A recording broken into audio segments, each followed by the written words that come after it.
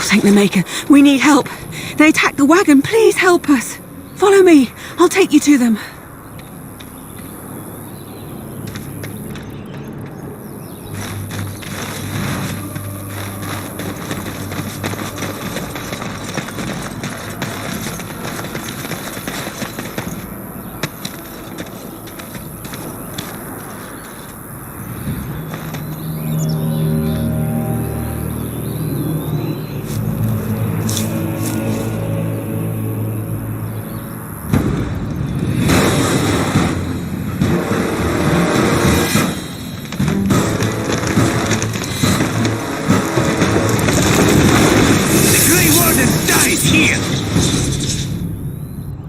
We must not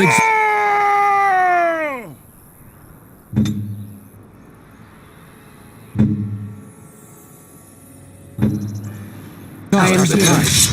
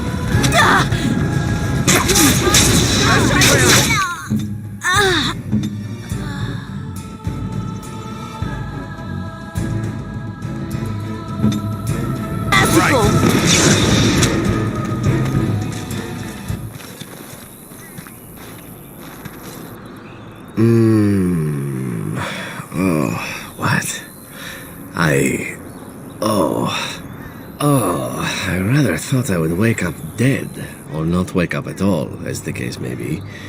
But I see you haven't killed me yet.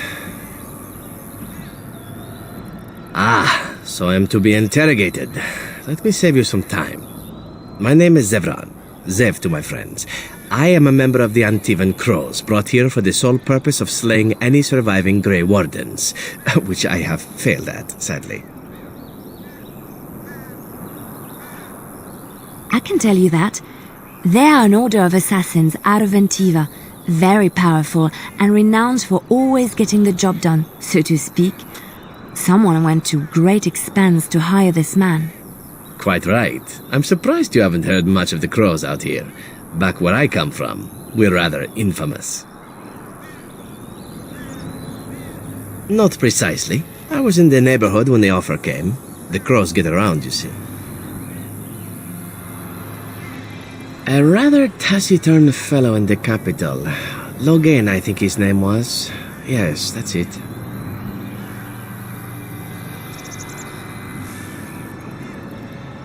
I have no idea what his issues are with you. The usual, I imagine. You threaten his power, yes? Beyond that, no, I am not loyal to him. I was contracted to perform a service. Oh, well, that's between Logan and the Crows, and between the Crows and myself. Isn't that what we're establishing now?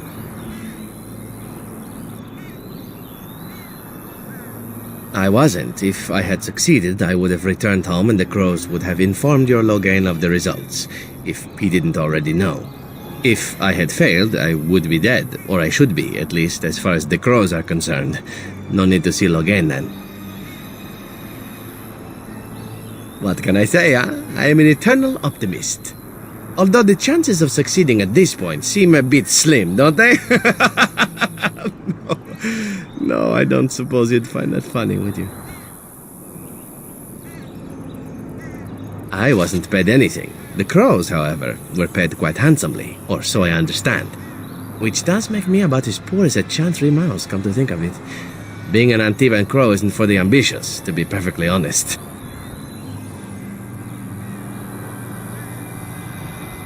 Well, aside from a distinct lack of ambition, I suppose it's because I wasn't given much of a choice. The Crows bought me young. I was a bargain, too, or so I'm led to believe. But don't let my sad story influence you. The Crows aren't so bad.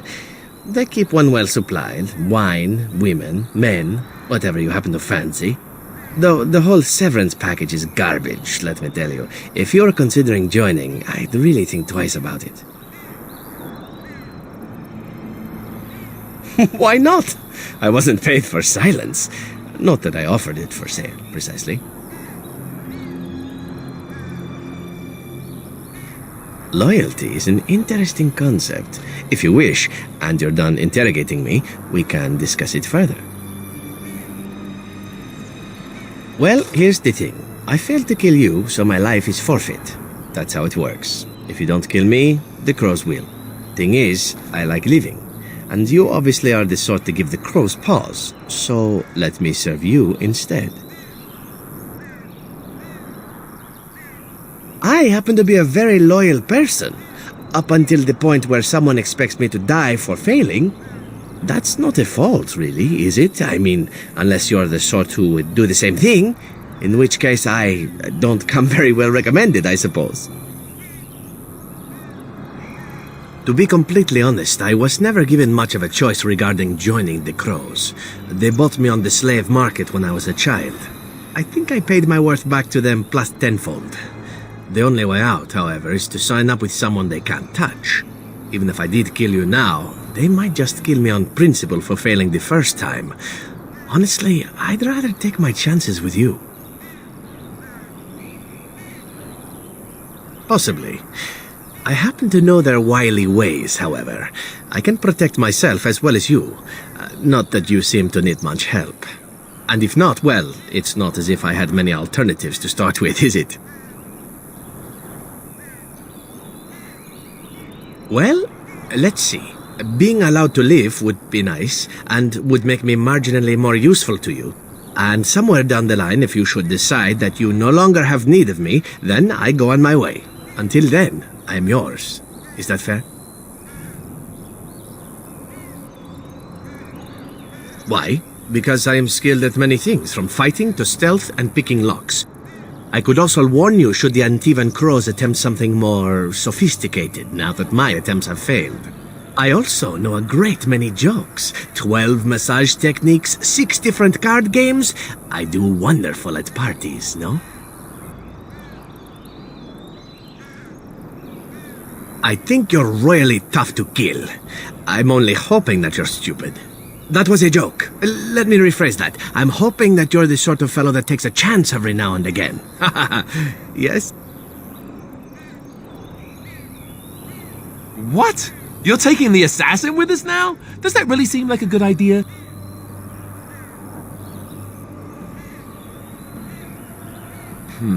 All right. I see your point. Still, if there was a sign we were desperate, I think it just knocked on the door and said hello.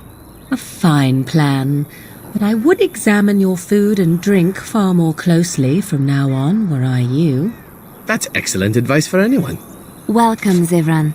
Having an Antivian Crow join us sounds like a fine plan. Oh, you are another companion to be, then? I wasn't aware such loveliness existed amongst adventurers, surely. Or maybe not. I hereby pledge my oath of loyalty to you until such a time as you choose to release me from it. I am your man, without reservation. This I swear.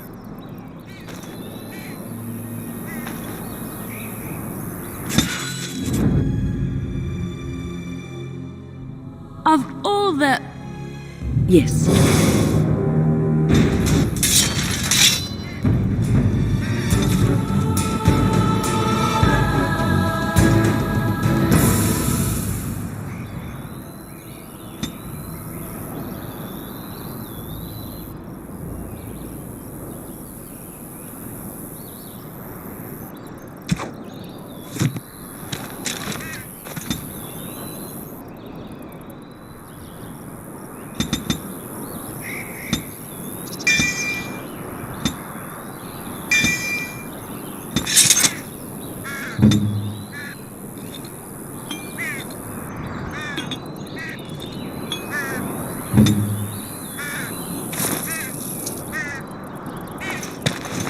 As you say.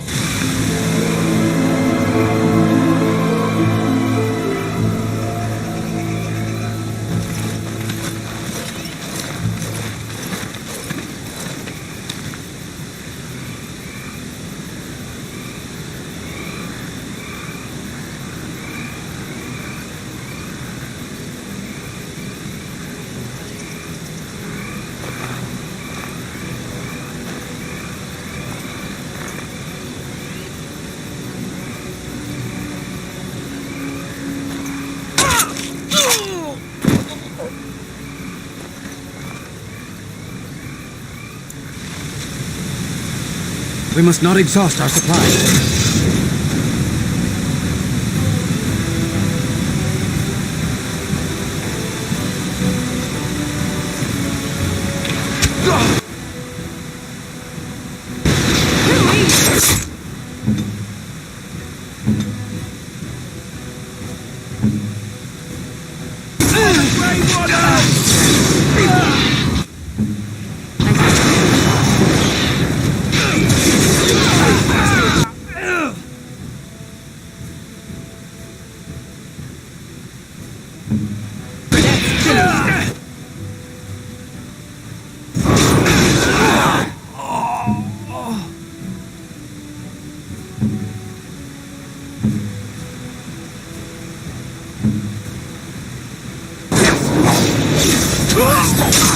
Let us end this!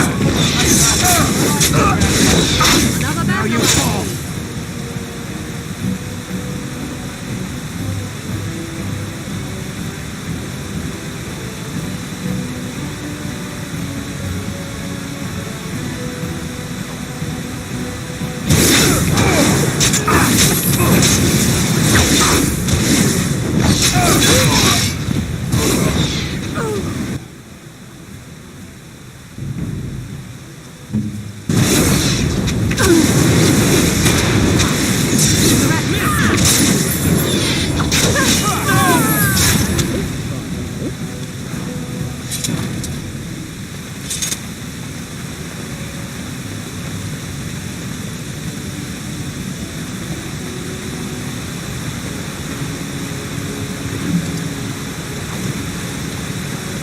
shall be done.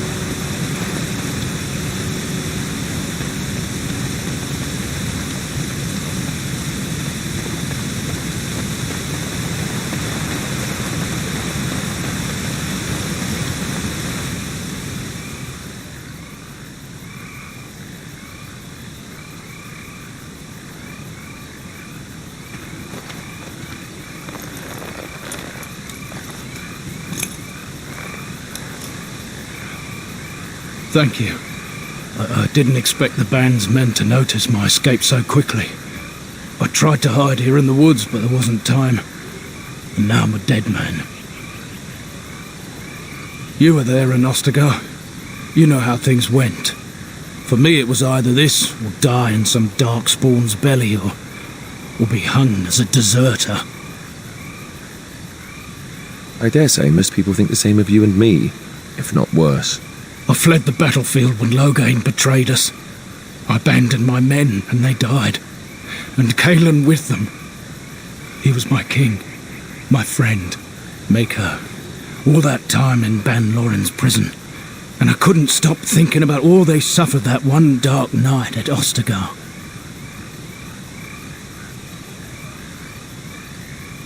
I know. Even had Loghain's men not turned their backs on us, the Darkspawn were too many. Even Cailan, for all his bravado, knew there would be no victory at Ostagar. The king entrusted me with the key to the royal arms chest. If anything were to happen to him, he said, it was vital I deliver it to the wardens. The royal arms chest. It's where Cailan kept his father's sword, the one he always said he'd slay the archdemon with. More than that, there was a secret compartment where he kept documents concerning his dealings with Empress Selene and the Orlesians. He didn't get the chance. Duncan was so busy with the new recruits and keeping Loghain at bay.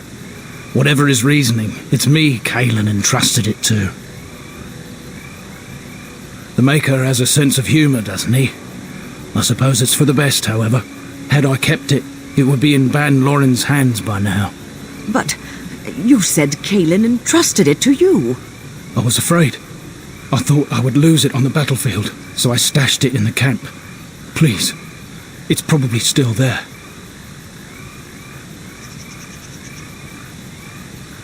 I hope not. Would they know how to work the lock, even if they did? The Darkspawn are more cunning than we give them credit for. But the king trusted that lock with his secrets. I'd guess that the contents of that chest are still intact. The key's behind a loose stone at the base of a statue. I'll draw a map for you, so you'll know where to search. You'll be taking me along, won't you? Call me sentimental, but I left behind some dark spawn that really deserve a sword through the middle. The events at Ostagar still haunt my thoughts, Warden. If that is where we are headed, I would like to accompany you. It is vital that the king's documents do not fall into the wrong hands. As for Maric's sword, it is too powerful to be pawed at by those monsters. Same for the king's other arms and armor. And if you happen to find Cailan's body, see it off. He was our king. He shouldn't be left to rot amidst the Darkspawn's filth.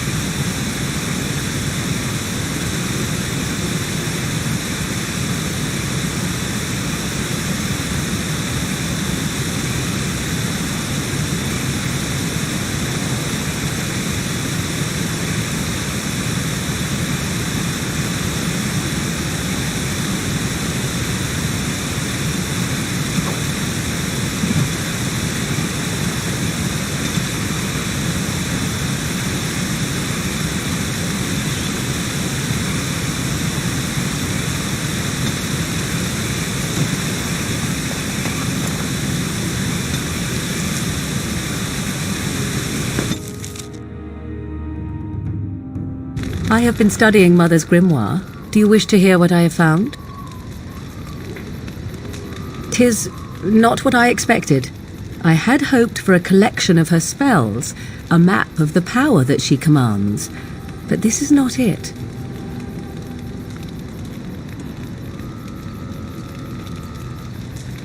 Disturbed? Yes, perhaps that is the right word. One thing in particular within her writings disturbs me. Here, in great detail, Flemeth explains the means by which she has survived for centuries.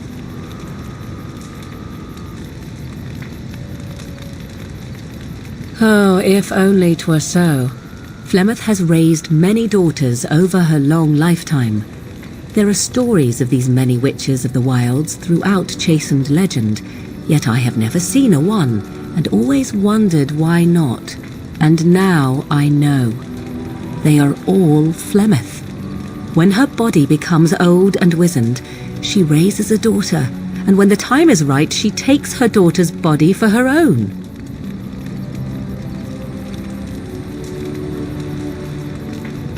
Indeed, that is primarily what this tome details, the various daughters that Flemeth has acquired, their preparation and training.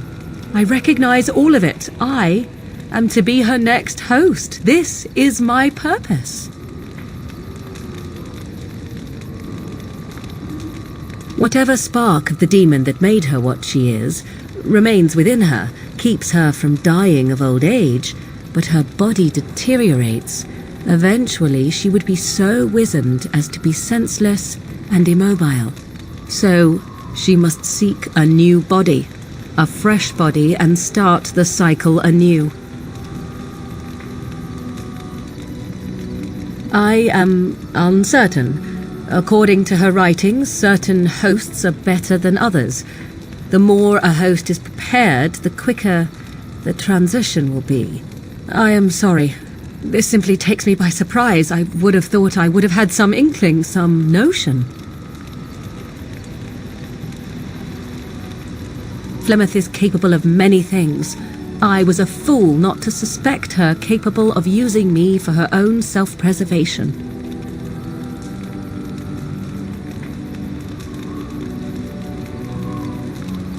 I do not know. Perhaps 'tis as she said. The Darkspawn threaten her as much as they threaten anyone else. Or perhaps she believes that this journey will make me more powerful. According to the tome, if the host is already powerful and trained in magic, it takes far less time for Flemeth to settle in.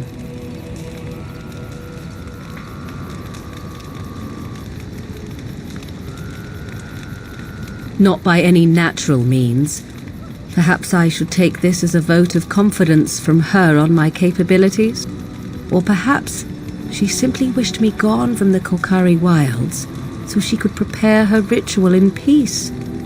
A disturbing thought.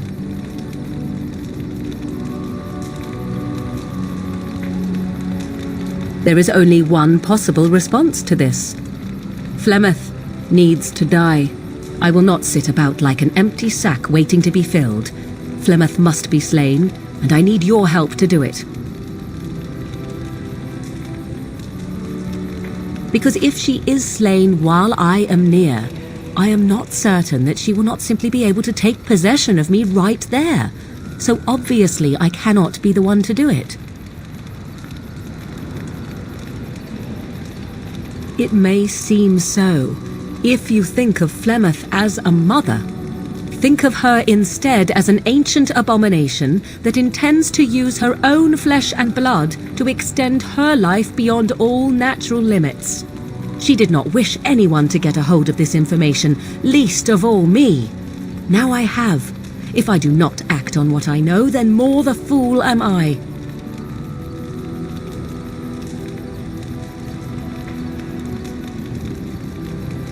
Then what needs to be done is for you to go back to Flemeth's hut in the Kolkari wilds without me. Confront her and slay her quickly. I doubt she will truly be dead even then, but it will take her years to find a new host and recover her power, if that is even possible. The thing I must have is her true grimoire. With it, I can defend against her power in the future. Everything else in her hut is yours.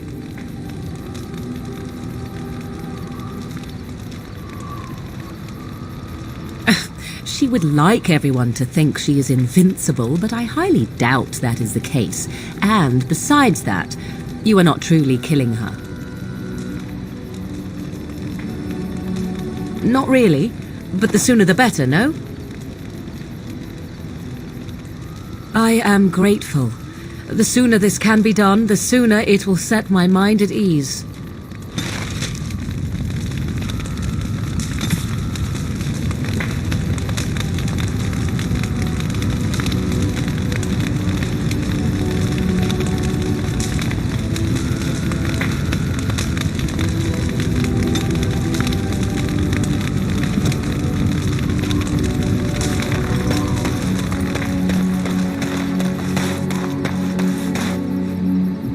You and your friends are formidable folk, indeed. It's good to have you along on the road. I'm sure you'll be pleased with the goods my boy and I have collected, and with your discount.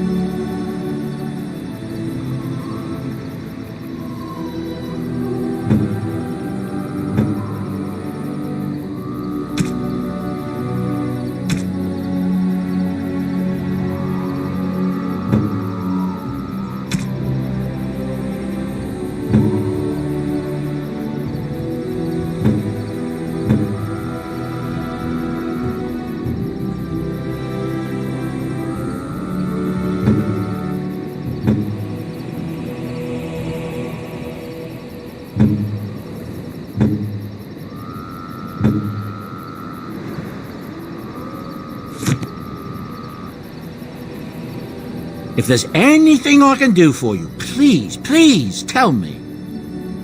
I'm sure you'll be pleased with the goods my boy and I have collected, and with your discount.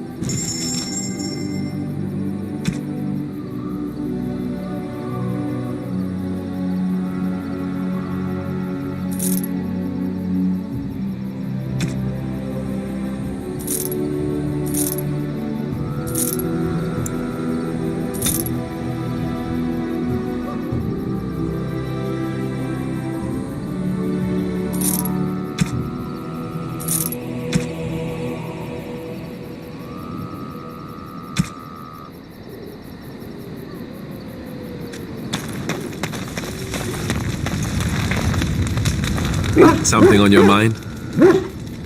Of course. Never what? Had a good pair of shoes? Oh, so that's what we're talking about. Well, if you really want to know, you tell me first.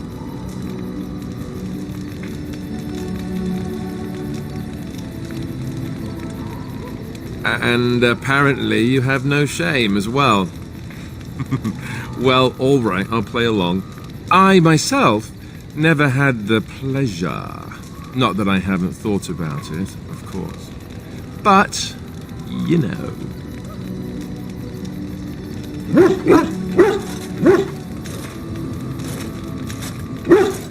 Well, living in the Chantry is not exactly a life for rambunctious boys. They raised me to be a gentleman.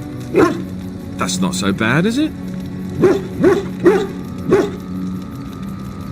I've no urge to rush into anything. We may not even survive what is to come, after all. Enough. I don't want to talk about this anymore. Let's go. Something on your mind? Of course.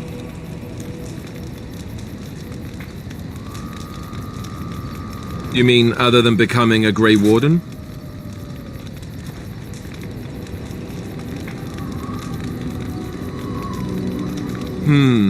You know, I asked Duncan this too, and all I got was, "You'll see." Oh, it's not that Duncan wants to keep it a secret, it's just that the Grey Wardens don't discuss it much. I gather it's not a pleasant topic. The first change I noticed was an increase in appetite. I used to get up in the middle of the night and raid the castle larder. I thought I was starving. I'd slurp down every dinner like it was my last, my face all covered in gravy.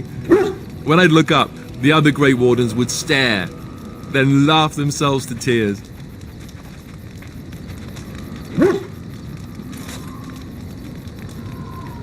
Really? I saw you eating dinner the other day. Savage.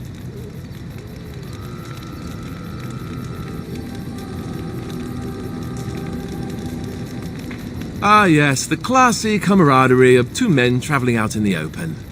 I take it you were like this before the joining, then. Oh, and then there were the nightmares. Duncan said it was part of how we sense the Darkspawn. We tap into their, well, I don't know what you'd call it, their group mind. And when we sleep, it's even worse. You learn to block it out after a while, but at first it's hard. It's supposed to be worse for those who join during a blight. How is it for you?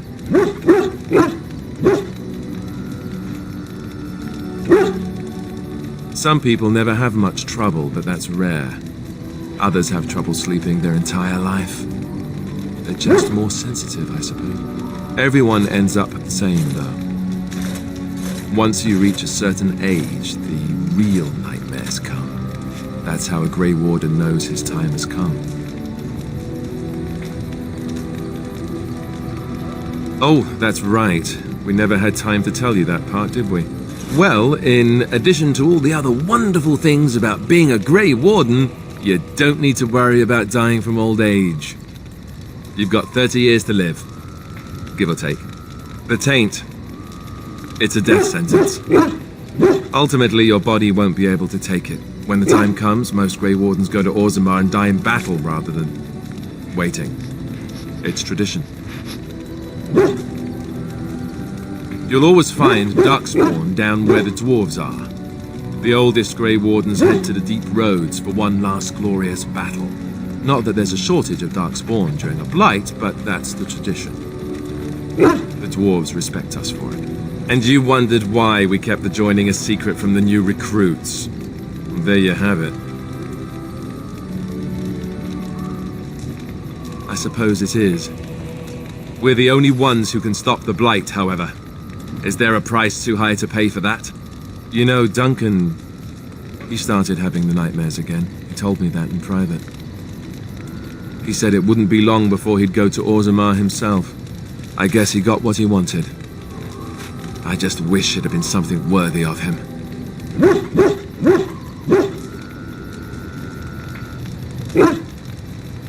I know. Ending the blight should make this all worthwhile, right? Something on your mind? Of course. I didn't know them for very long, but I guess it was longer than you. You never met them all, did you? They were quite a group. Actually, they felt like an extended family since we were all cut off from our former lives. We also laughed more than you'd think. There was this one time... Well, you probably don't want to hear stories about men you didn't know. There was one Grey Warden who came all the way from the Anderfells. What was his name? Gregor. He was a burly man with the biggest, fuzziest beard you've ever seen. And the man could drink. He drank all the time, but he never got drunk. Finally, we all made a pool to see just how many pints it would take to put him under the table. Sometimes, we were kin of a sort. All of us had gone through the joining, so we knew... Well, anyhow, it doesn't have to be deadly serious all the time. Anyhow, we never did find out. He said he'd drink a pint for every half pint that the rest of us drank. He was still going by the time the rest of us were passed out. I'm told that Duncan walked in later on and saw us all passed out from one end of the hall to the other, and Gregor still drinking. Duncan laughed until he nearly... Until...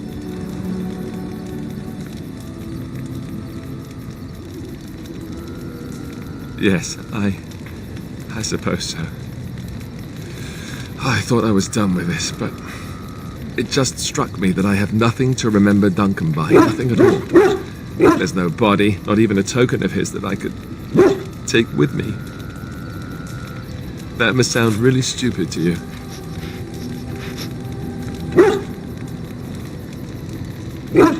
I just would have liked something of his to take with me, that's all. Well, there's no use in moaning about it, is there? He's gone. Let's just go. I'm wondering something. I'd like to know your thoughts about some of our traveling companions. Do you mind if I ask?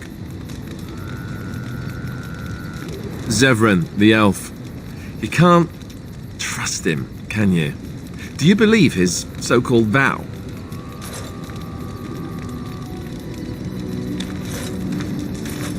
Really? Why? That's a lot of trust to put in someone who tried to kill you.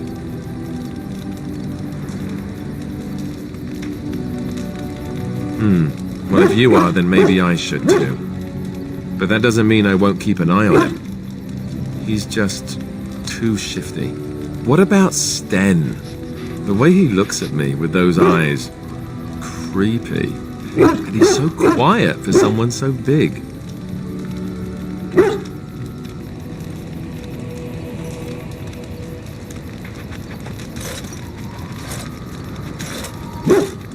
The more I talk to him, the more reasonable he does seem. His philosophy is so strange. But it doesn't sound at all as vile as the Chantry describes it. And yet, he killed all those people. He doesn't even deny it. Doesn't that bother you?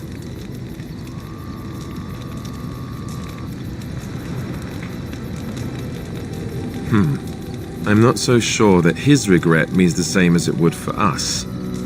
The Kunari sense of honor is a bit hard to grasp. For me, anyway. What about Liliana? Is she crazy? Or do you really believe in her vision?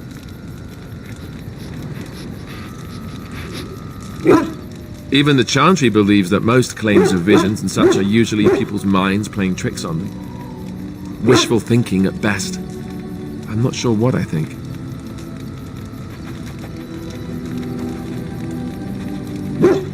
That's one way to put it.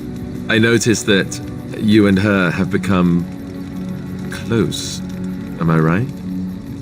The rest of us have talked about it.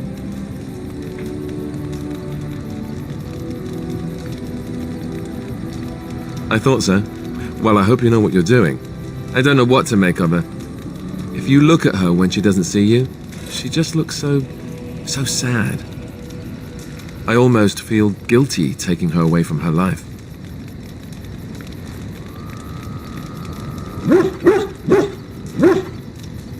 Yes, I know. Still, I feel badly for her. Morrigan, do you trust her? Think about it. Maybe Flemeth sent her with us for some other reason than she said.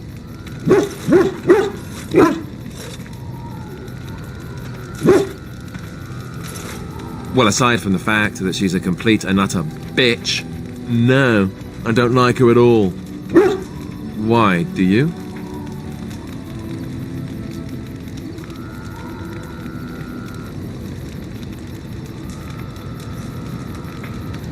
Sure. Beautiful, just like something that's also dangerous, like a beautiful, dangerous thing.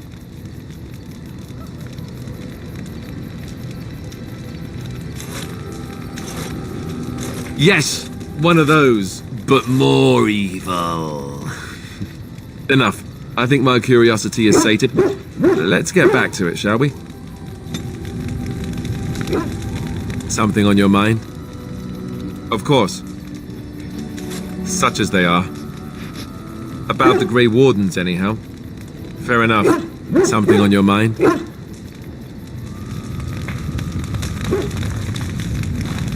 Yes?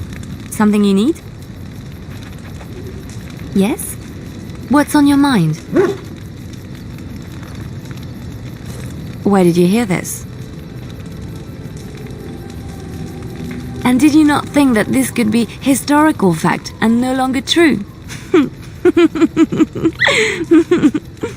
Not all minstrels are spies. Most are just singers and storytellers, but some of them are what we call bards.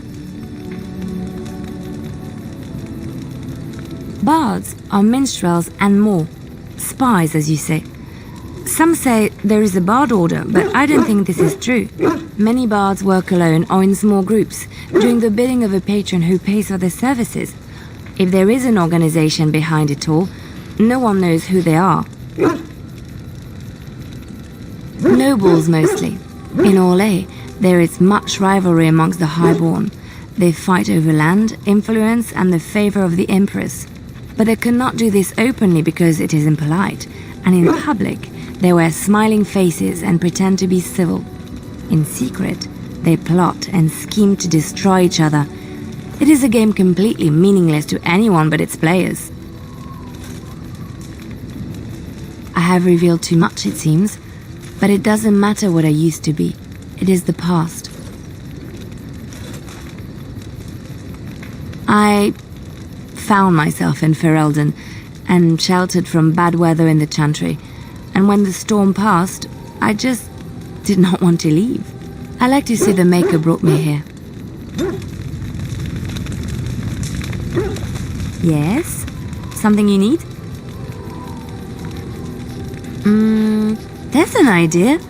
I've watched you, and I do think you'd find some of my skills quite easy to pick up. Let's just go over there, away from the others, for safety, yes? I expect there shall be daggers flying about willy-nilly for a time.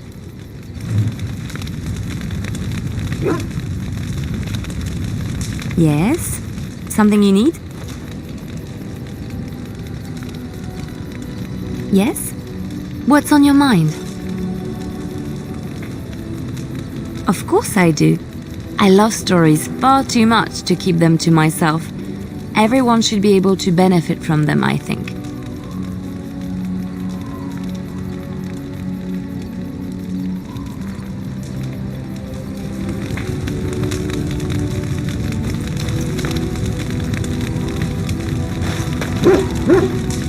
Here I am. Oh, this should be good. Go ahead. Well, the Crows would have you believe that it is an involved process that takes years of training, the sort that tests both your resolve and your endurance. Survive that process and maybe, just maybe, you're good enough to start being considered one of them. But quite frankly, the truth is that all it requires is the desire to kill people for a living. It's surprising how well one can do in such a field. Now, it need not be thought of so crudely. We all do our share of murdering around here, don't we? An assassin simply specializes in striking from stealth, and in maximizing that first attack to be as lethal as possible. Debilitate your foe, either by poison or by crippling their limbs, makes any follow-up combat you need to engage in that much simpler.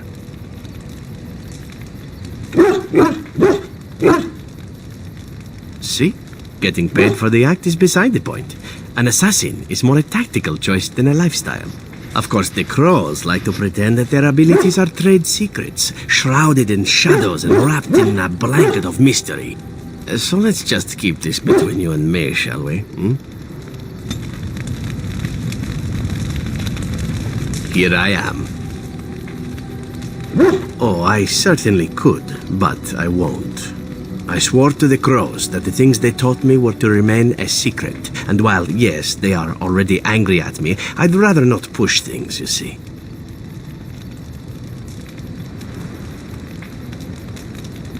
You need to learn the arts of the Crows in order to slay Darkspawn, do you? You seem to be doing fine as it is. If you are truly insistent, well, let me think about it. The Crows are already angry at me, yes? Who knows?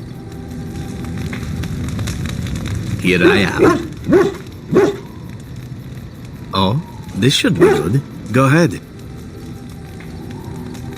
Well now, I imagine that's a very fair question. Being an assassin, after all, is a living, at least as far as such things go.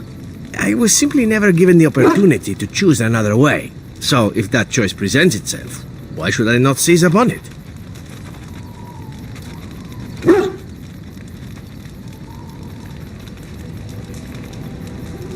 Now that you mention it, I am not entirely certain. I was but a boy of 7 when I was purchased, for 3 sovereigns, I'm told, which is a good price, considering I was all ribs and bone and didn't know the pommel of a dagger from the pointy end.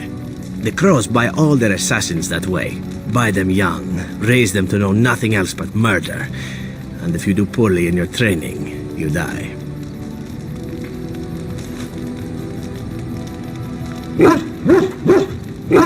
Of course, you compete against your fellow assassins, and those who survive are rightfully proud of it. In Antiva, being a crow gets you respect. It gets you wealth. It gets you women. And men. Or whatever it is you might fancy. But that does not mean doing what is expected of you always. And it means being expendable. It's a cage, if a gilded cage. Pretty, but confining.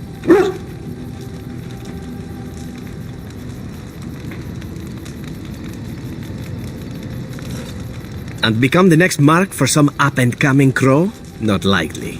The only way to leave is for them to think you're dead. And even then, you'd best be scarce. As for what I'll do in the future, presuming that there is one, I truly can't imagine. It might be interesting to go into business for myself, for a change. Far away from Antiva, of course. For now, naturally, I go where you go.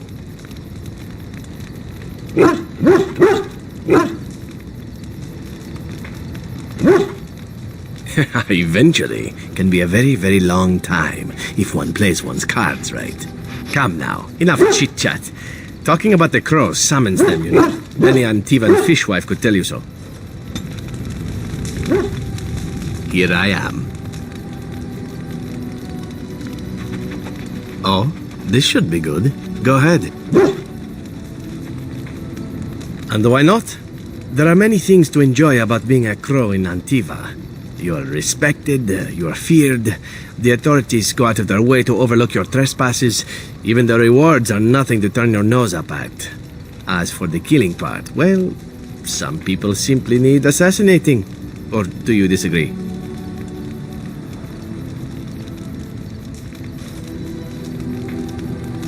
Now there's an interesting word, innocent. How many men do you know who can claim to be truly innocent? But if you're talking generalities, such as children and relatives and bystanders and such, never on purpose. But it happens.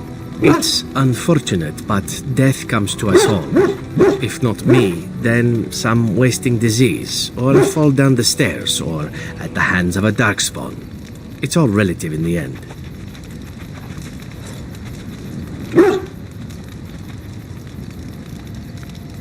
Death happens, as we like to say, and when I get paid for it, death happens more often. As far as enjoying the act of killing itself, why not?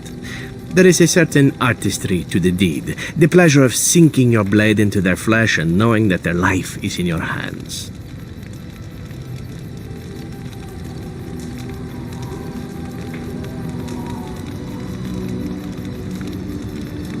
There are many things I did not enjoy about being a crow, of course. Having no choice, being treated as an expendable commodity, the rules, oh, so many rules. But simply being an assassin, I like it just fine. I will continue to do it if I can, even if I am not a crow. Honestly, could you picture me doing something else?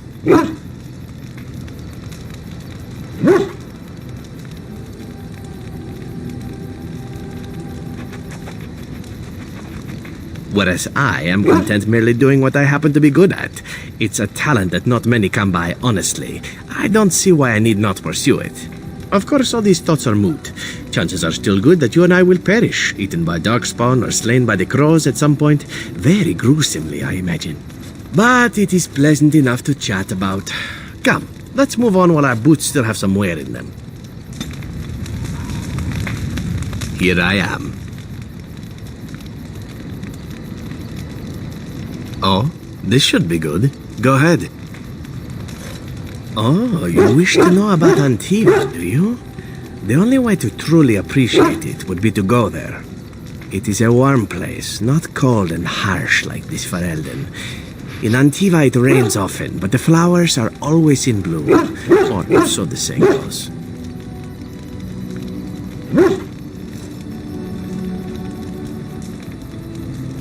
It's not really a matter of wanting to go back. I cannot go. At least not yet. I hail from the glorious Antiva city, home to the royal palace. It is a glittering gem amidst the sand, my Antiva city. Do you come from someplace comparable? Oh, I have never seen that place. I am sure it has its charms, and its dogs. You know what is most odd? We speak of my homeland, and for all its wine and its dark-haired beauties and the lilo flutes of the minstrels, I miss the leather the most.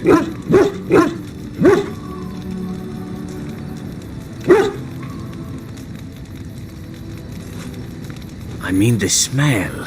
For years, I lived in a tiny apartment near Antiva City's leather-making district, in a building where the crows stored their youngest recruits, packed in like crates. I grew accustomed to the stench, even though the humans complained of it constantly.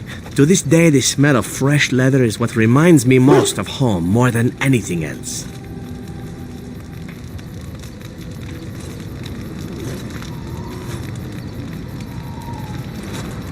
Oh, not so long, I know. It is my first time away from Antiva, however, and the thought of never returning makes me think of it constantly. Before I left, I was tempted to spend what little coin I possessed on leather boots I spotted in a store window. Finest Antivan leather. Perfect craftsmanship. But I was a fool to leave them.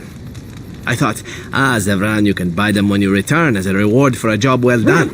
More the fool I, no?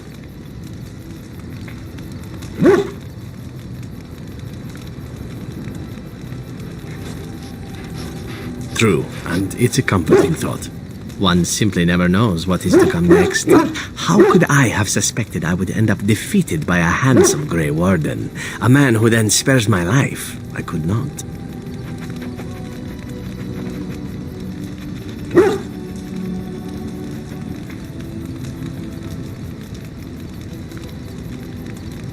Perhaps that was a poor choice of words. True, though it is. Do you object?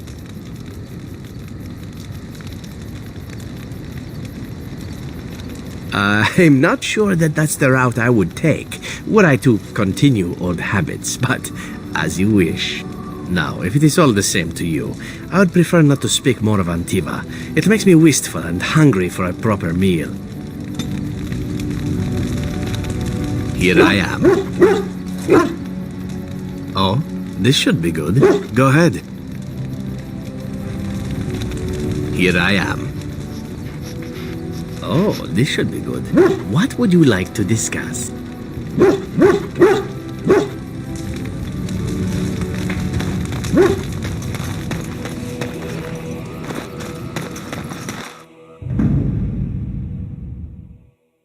Yes. Indeed. Yes.